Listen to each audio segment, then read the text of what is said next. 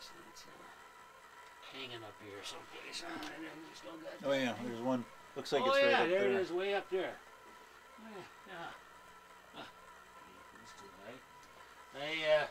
too high. Making up this buddy rope here. Can you reach it? I wasn't going to shoot it down. I'm going to say. What happened to my...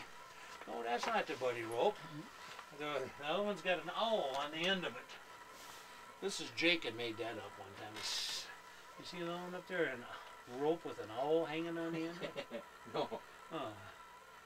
Well, it's up there someplace. So anyway, we're making this, we're sitting at the table, 4 guys across me, 4 guys on this side, I'm on the right side. And all of a sudden, I feel a hand on my leg. Now I'm sitting on the end, okay? There's no one to the right of me. And I'm looking to the guy to the left of me, and both his hands are on the table. He's making his. Well, wait a minute. There's no one to the right of me. The guy across from me's got both hands on the table. The guy here's got both hands on the table. Who's feeling my leg? I look down, and this raccoon had come up, and he was hungry, and we had coffee on the table and chips and that. So he had both his hands on my leg here, so he could reach higher to get up to the table. So, you know, that was a raccoon story. That's pretty bold. Okay. Were there any pets? Did anybody have any pets at camp at any time when you were there?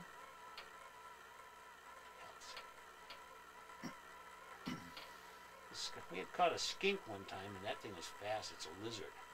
It was so fast we caught it in the tent, and we played with it in the tent, and then it got out of the tent, and we never found it again. But it was a lizard about this long. But no, I don't think pets were allowed, unless the cook had something. Yeah, I know, like Andy's got his 2 dogs, and I don't know if you remember Joe Bommersbach, who was kind of the acting ranger out there for a couple of years. She had a German Shepherd, I think, called Buck. Oh, Whitey had a Saint Bernard. Used to dress him up for campfires. Oh, did he? Oh, yeah. Okay. Oh. He lived in with Shark and Whitey. Steve Shark. Mm-hmm. He was dining hall steward one time, and I went to we all went to the dining hall, and Steve's got a t-shirt on, he's got khaki slacks on, he's got flip-flops on, and all his toenails are painted black. I looked on, 10 toenails are painted black. I said, you know, I even hate to ask about this. He said, those guys, I always saw them to sleep and land on my stomach, and they laid underneath and painted all my toenails.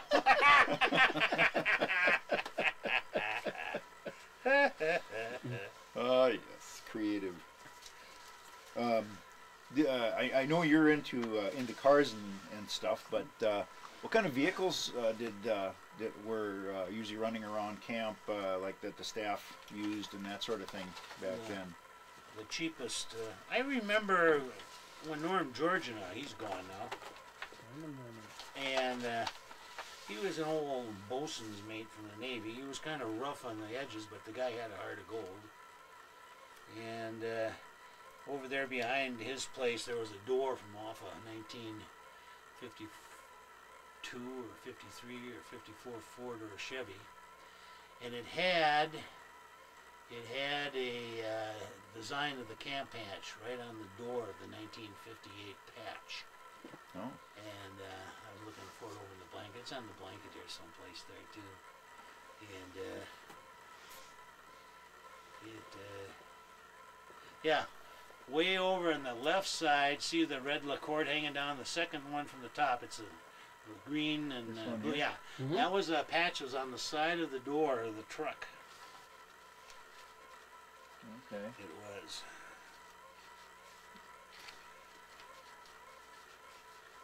Take a look at some of these little things. I was hoping I got a chance to. And you pulled them out. Oh yeah, yeah. Some of those are. What were we talking about again? I lost. We were talking about the Cars. vehicles and Oh, stuff. the vehicles.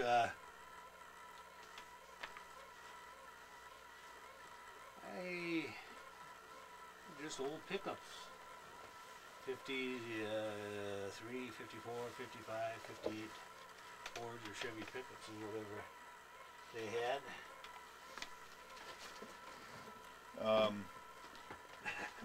When did they get the old Ford tractor that out there?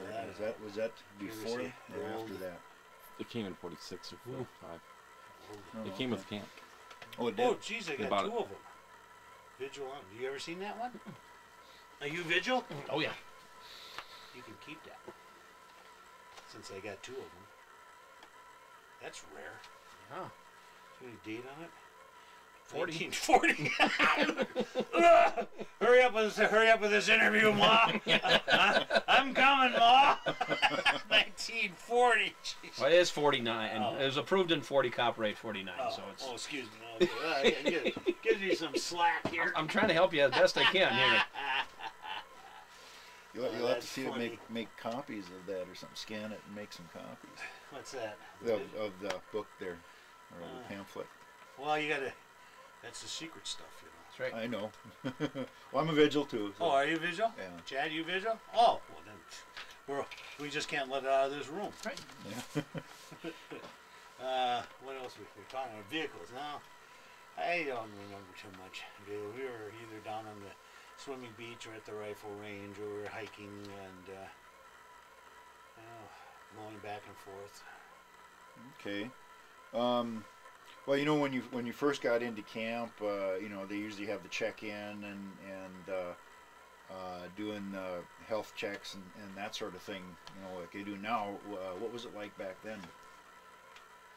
Oh, we still, I think you had to have your forms all signed for insurance purposes, so if the camp wasn't liable or anything of that nature. Mm-hmm. I think we had a nurse. I think they had a nurse there, or somebody that had some type of EMT qualifications on the thing.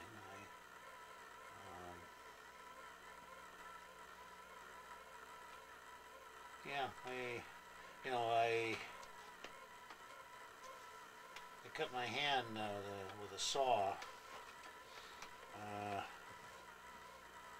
Right. Let's see over here.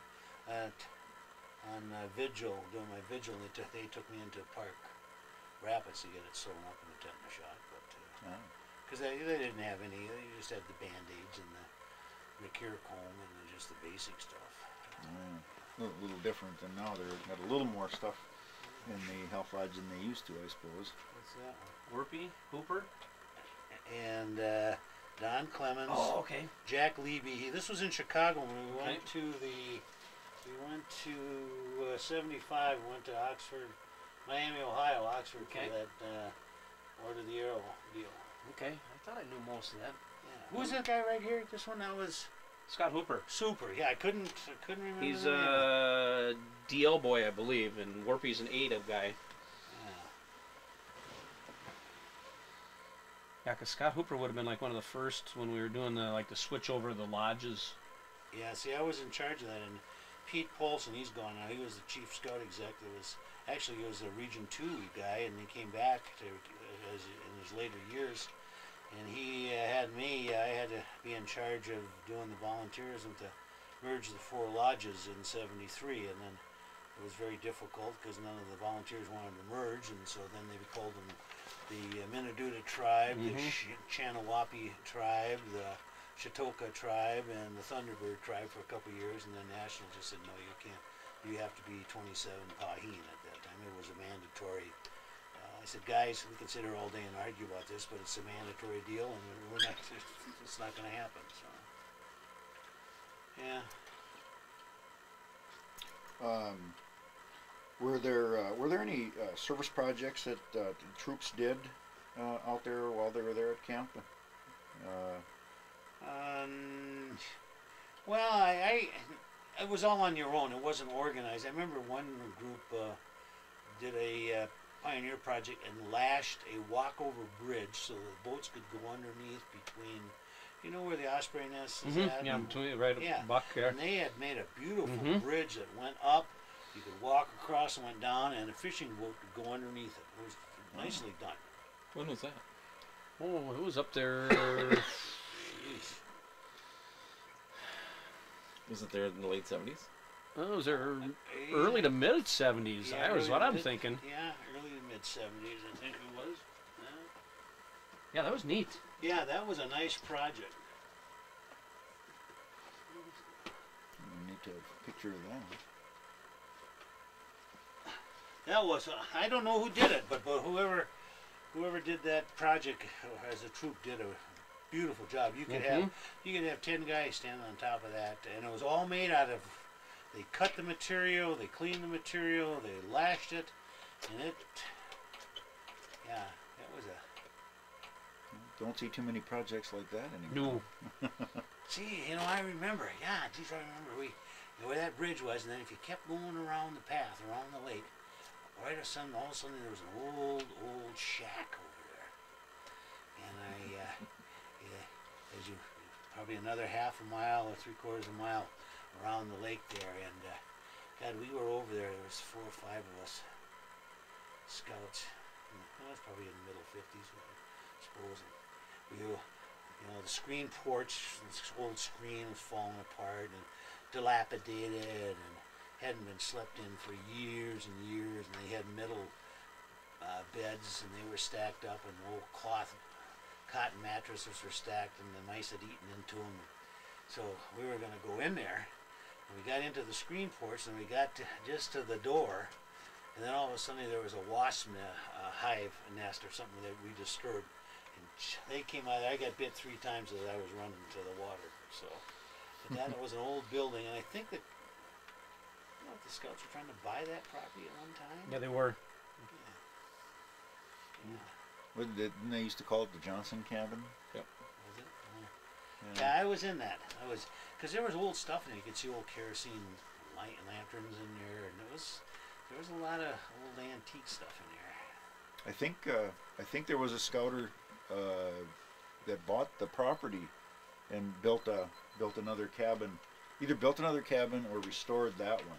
Oh, really? Gene. What'd you see there? Oh, I can't remember his last name now. Jerry Anderson, Jeff Anderson, Foss Davis. Forster Davis, you Yep. got it. Herman Magnuson, Yep. myself, and I can't remember that I one. wasn't part of that one, but. Gene Orson. Oh yes. Isn't that Gene I Orson? bet it is. Yeah. Yeah, see, Gene Orson and I did all the round tables for, I Yep. don't know, 3-4 years. That's Gene Orson. Yep. Yeah. Oh, God, the old black and whites. Yep. Because he was. Who's that guy? Jerry Anderson. He was the. He was on camp. He was rifle guy. Yep. He was Campbell, Minnesota. Yes. Yep. And then his son, Donnie, isn't it? Well, no, this is his son here. That's his son, I think that's Jeff. Yeah, I think you're He right. would have been on staff about 75 or Yeah. so. Yeah. Forrest Davis. Because he got his vigil, I think, like the year before I got mine. Oh. Yeah. But yeah, Jerry was the Yeah, I remember him. Yeah. he was doing the rifle in '76. 76. Foss Davis, I do remember him. Well, you weren't part of the Minneduta, did you? Did you come in the Oh, yeah. Minneduta? Oh yeah, Minneduta? oh yeah. And then, you were there for that Yep. one, the Yep. 30th. I went to the 57. Wasn't around for that one though. Yeah. Oh, where are we at? Okay. I keep wandering. I'm not helping. I know at some point that you had mentioned that the building right down below the hill was the trading post. Right. What do you Gene remember? Olson. At what point the present The summer trading yeah. post? Because this started, kid went to or, Jamboree. Well, QM and all that. When well, did they start yeah. using Is that? it- Actually, is- that's who. Isn't that who I filled in for? Is I bet you did. the I is think that that's what. where Yeah, they- because he was supposed to be first. The And storage he couldn't for all make it, and the I just equipment is got in grabbed at the 3/4 end. of it, and the trading post is on the other. Yeah, that was been there for years. Because I remember I went out and my project. I wanted to make sure that I had a neckerchief from every summer camp and winter camp, and so I paid whatever the price was. They wanted cash, they wanted patches, whatever. I had to have the neckerchief. And I had every winter and every summer camp patch. And I remember that trading post because I said, I need a ladder, and the ceilings were 25 feet up in the air, or 20 feet up in the air. And I surrounded the whole perimeter of every neckerchief, of everything that happened at that camp. All the camp, summer and winter camps. A year later I went back and they were all gone. They were all sold. I was looking for, I had a camp, one with all the guys signed on. I don't know where that one's at. Yeah. What were we talking about again? So the trading post had a lot Then of... after that, the one I always remember. You know, I got my son coming back this summer with my grandson. He's 11 years old. I flew down last April and did an Arrow of Light program for 8 Cub Scouts in San Mateo, California. I'd never seen an Oglala Sioux Indian before. In fact, when I got done, they asked what theatrical company they could hire me for this year. And they said, no, this is the grandfather of one of the Arrow of Lights. I said, oh. So, what was I talking about now? Where did we start with this conversation at? Well, we were talking about the trading post, and The then trading post. and you were in the neckerchiefs, and then Yeah, that trading post. I lost my train of thought there. It had something to do with something, but it'll come back to me.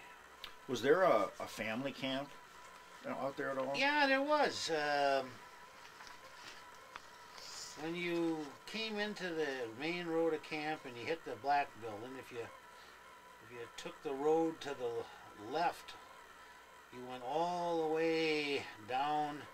Then they took that road out because the sand hill would always wash out, and then down below, when you come off in the main road into camp, you take a left and go into the family, park your campers and pop-ups and all that.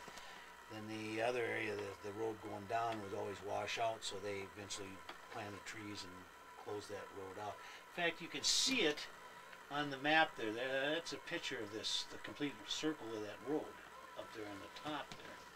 You can see the main area of the camp. You see how that road came down to the left and down towards the bottom there. Then you'd cut back into the lake, and that's where the families would all stay there, and they had cabins down in there. Pretty much, if the guys would bring their wives and stuff like that. Okay. I know that was something that I think got moved around a little bit too over the years, but look at some of this stuff. Dig through some of this stuff. Pardon, look at the dust on this stuff. I haven't had this stuff open in years. There's all kind of just digging through this stuff. did they have the same sort of like program staff? For instance, they go camp director, program director, ranger, chaplain, health officer. Is it all? They had all those positions in camp at that time too? Oh yeah. All the support staff. All the support staff was there. Except that, back in those early years at Wilderness Camps, just like you'll have to show Neil the project I gave you. He'll get a kick out of that. The Foreign Scouts. That was 1967. There was a Foreign Scout that was at Camp Wilderness, and as a thank you, he made those 2 pennants up. So Chad is going to get on the internet, contact the Boy Scouts of Japan and Tokyo, and ask, do you know this person's name and this troop name? We're trying to contact him to get some historical perspective on Camp Wilderness. You can do that on the internet now. And of course, those were in a dumpster. Forrest Davis was just cleaning house one day, and he needed the file cabinet space, and so I climbed in the dumpster and took them out. Mike Murphy getting his tenderfoot.